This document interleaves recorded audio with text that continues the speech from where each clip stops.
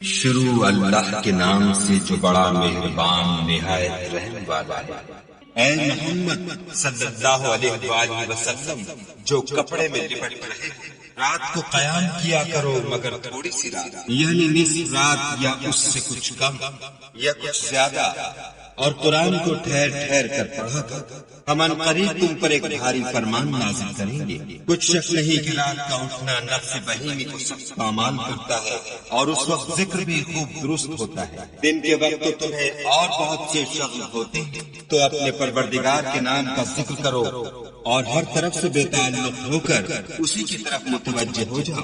وہی مشرق اور مغرب کا مالک ہے، اور اس کے سوا کوئی معبود نہیں، تو اسی کو اپنا کارساز بناؤ۔ اور جو جو دل آزار باتیں یہ لوگ کہتے ہیں ان کو سہتے رہو، اور اچھے طریق سے ان سے کنارہ کش رہو، اور مجھے ان جھٹلانے والوں سے جو دولت مند ہیں سمجھ لینے دو، اور ان کو تھوڑی سی مہلت دے دو۔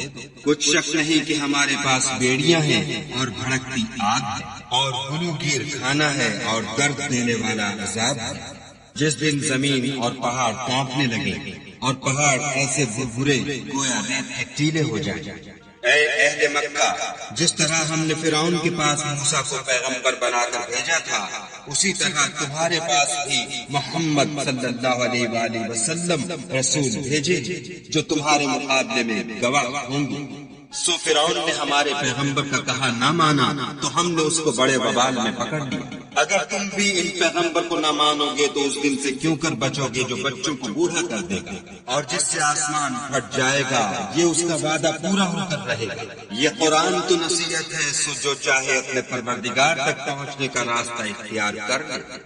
تمہارا پروردگار خوب جانتا ہے کہ تم اور تمہارے ساتھ کے لوگ کبھی 2/3 رات کے قریب اور کبھی آدھی رات اور کبھی تہائی رات قیام کیا کرتے ہو، اور خدا تو رات اور دن کا اندازہ رکھتا ہے۔